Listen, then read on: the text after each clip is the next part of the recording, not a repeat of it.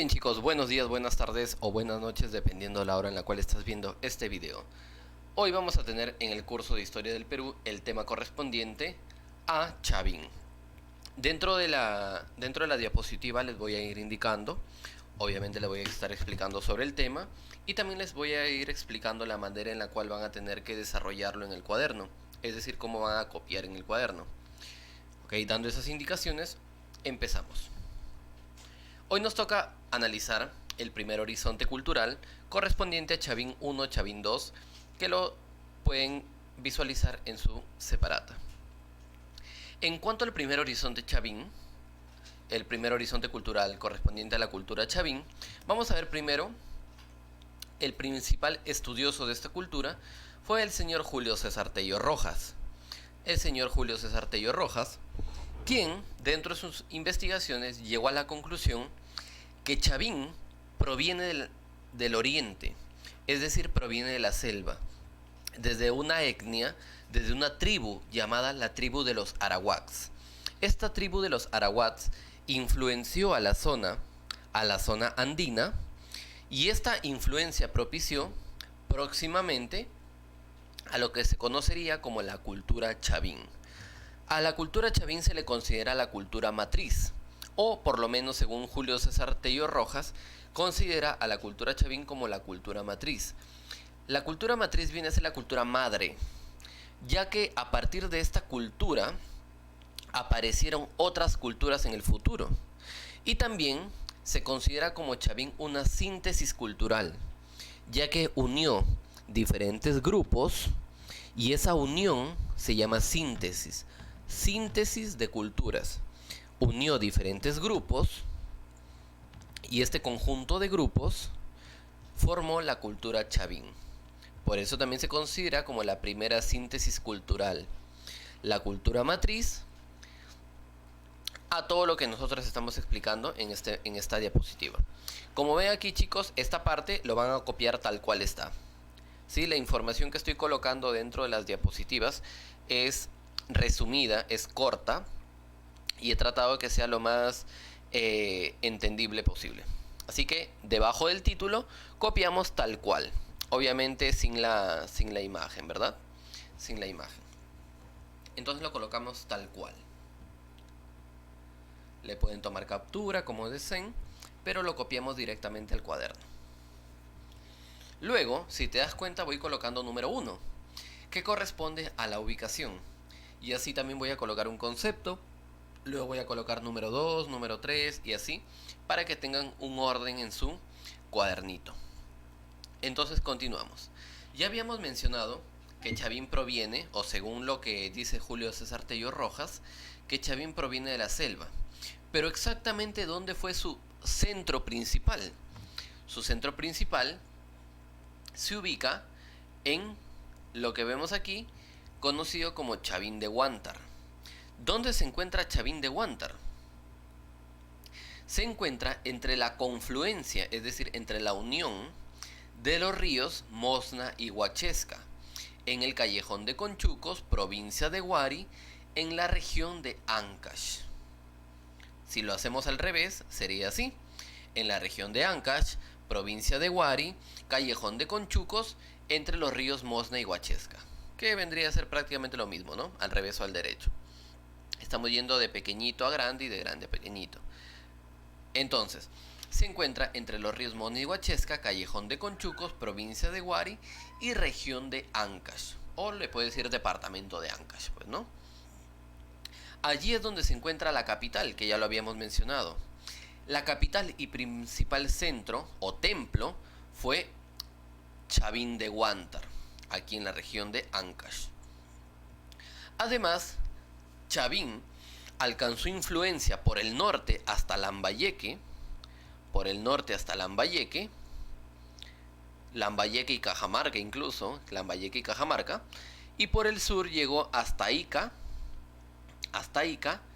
y a la parte andina de Ayacucho. Todo lo que estamos viendo que está de verde, disculpen, todo lo que nosotros notamos de verde en la diapositiva, todo lo que estamos notando de verde, quiere decir la influencia que llegó a abarcar Chavín. Toda esta parte que nosotros vemos remarcado es la zona de influencia de Chavín. ¿Ok? Entonces aquí estaríamos copiando ubicación y nuestro concepto. ¿Ok? Nuestro texto. En cuanto a manifestaciones culturales, vamos a ver que vamos a destacar varios. ¿Ok? Dentro de ellos, por ejemplo, la cerámica y la escultura. Aquí tenemos la cerámica. Se caracterizó por ser monócroma, es decir, tuvo un solo color. Pero además se puede caracterizar que podía ser negra o podía ser gris, pero solamente un color. Tenía base plana, como si fuera una taza, una base plana. Tenía un cuerpo globular como un globito, como una naranja. Tenía un haz estribo, que ahora lo voy a mencionar cuál es. Y tenía un pico en forma de gollete, que también lo vamos a explicar. Y presenta decoraciones con representaciones de sus dioses, sobre todo del dios felino. ¿Cómo es la cerámica Chavín? Aquí está. Mira, es monócroma, es decir, de un solo color, negro. Base plana, lo vemos aquí. Es globular. El asa gollete es este que es como una U volteada. Eso es el asa gollete. Y el pico lo tenemos aquí. Así era la cerámica o la principal característica de Chavín. Y como vemos aquí, representa esta figura a un felino. Vemos aquí su boca y aquí vemos sus colmillos. Si nos damos cuenta, vemos sus colmillos. ¿Ok? En cuanto a escultura, las esculturas fueron talladas en piedra. Es decir, fueron monolíticas, basadas en una sola pieza de piedra. Tomaban una roca gigante, empezaban a tallarla y de eso sacaban su escultura. Y se convirtieron estas esculturas en un medio para representar y difundir sus divinidades. Como por ejemplo, tenemos aquí el lanzón monolítico, que representa al dios jaguar.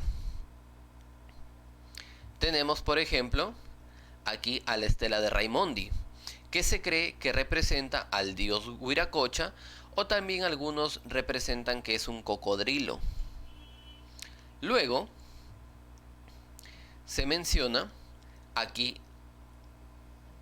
está al obelisco Tello, que normalmente algunos piensan que también es un caimán,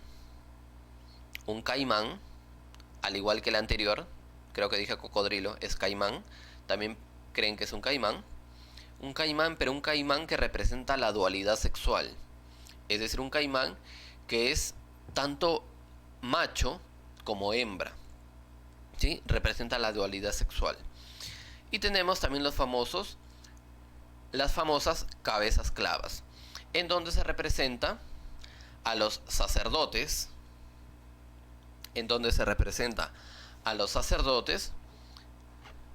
y estos se encuentran en el templo Chavín de Huántar. Actualmente solamente queda uno colocado en el templo, solamente uno. Esta parte de igual manera, chicos, lo copiamos tal cual, lo vemos ahí en la imagen, tal cual. 1, 2, 1 cerámica, 2 escultura, tal cual está, obviamente sin las imágenes.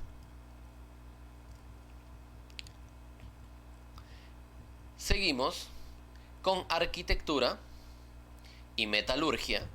En cuanto a arquitectura, vamos a ver que los materiales que utilizaron fue en la costa utilizaron el adobe y en la parte andina utilizaron la piedra. Recuerda que Chavín tiene una larga extensión de influencia que también abarca parte de costa y parte de Andes. Entonces, en los Andes utilizaron la piedra y en la costa utilizaron el adobe. En la cual, dentro de la arquitectura destaca, por supuesto, su principal templo, que es Chavín de Huántar, que representa la forma de U, con plazas públicas de formas circulares y rectangulares. Y tenemos, en cuanto a la metalurgia, que utilizaron el oro y la plata, desarrollando la técnica del martillado. Los objetos que crearon fueron utilizados como orejeras, brazaletes y narigueras, que se utilizan obviamente en la nariz. Tenemos por ejemplo aquí el templo como lo notamos aquí en forma de U, tenemos aquí plazas circulares, tenemos plazas rectangulares, tenemos aquí la puerta de las Falcónidas, aquí también, el templo viejo, el templo nuevo, la plaza rectangular, y lo que hemos mencionado también dentro de la arquitectura. Y en cuanto a metalurgia, como vemos aquí, notamos un brazalete hecho en oro. En cuanto a su religión,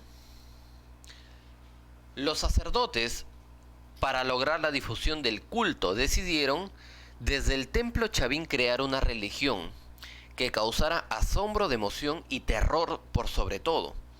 Es decir, los dioses que tenían los Chavín se caracterizaron por ser terroríficos. ¿Cuáles eran estos dioses? Tenían, por ejemplo, el felino, que se representa en muchas ocasiones como el jaguar. Tenían la serpiente y tenían el cóndor, o lo correcto es decir, el ave rapaz. No se especifica, no hay una especificación a qué animal representa, pero se considera como un ave rapaz. Y también se representa el caimán. Ahora, estas divinidades que nosotros estamos mencionando, tuvieron una finalidad. Las utilizaron en el arte. ¿Para qué? Para que sirvan de difusión en el culto. Lo vimos en la cerámica, cómo representaba un jaguar, ¿verdad? Entonces, ahí trataban de difundir el culto a esos dioses. Y también trataban de representarlos de forma terrorífica, como vemos aquí, un jaguar. Esto representa un jaguar, esta iconografía, ese dibujo. Tenemos, por ejemplo, un ave rapaz. Tenemos aquí, por ejemplo, una serpiente. Vemos aquí los colmillos gigantes. Ay, disculpen. Tenemos aquí los colmillos que infunden terror. Aquí en el jaguar también, ¿no? Tenemos los colmillos. Y por ejemplo aquí tenemos lo que representa el caimán. Como vemos aquí, la parte de acá su boca y los colmillos que representan aquí. Entonces, chicos, no se olviden, ya les indiqué cómo tenían que copiar. Les vuelvo a comentar. Les vuelvo a comentar para que no haya dudas, porque tenemos mucho que hacer en las prácticas, chicos. Tenemos bastante que desarrollar. Por eso no me voy a tomar el tiempo para hacer el repaso. Así que les pido, si no les quedó claro, volver a revisar el video. ¿Ok? Ahora doy las indicaciones de cómo copiar nuevamente. Aquí lo copiamos tal cual. ¿Sí? Tal cual está. Sin el dibujito, obviamente. Luego colocamos número 1 con su concepto. Colocamos número 2. Copiamos tal cual. ¿Sí? Tal cual, obviando obviamente la imagen tal cual. Esta viene a ser la parte de la continuación. Aquí viene a ser la parte de la continuación, arquitectura y metalurgia. Es la continuación de la parte número 2. Lo copiamos tal cual. Como ven, he copiado poquita información para que ustedes también tengan poquito que copiar. Y en la religión también tal cual. Obviamente las imágenes no las vas a copiar. ¿Ok? Con eso sería todo, chicos. Se cuidan, nos vemos en la tarde. Bye, bye, bye, bye, bye, bye, bye, bye.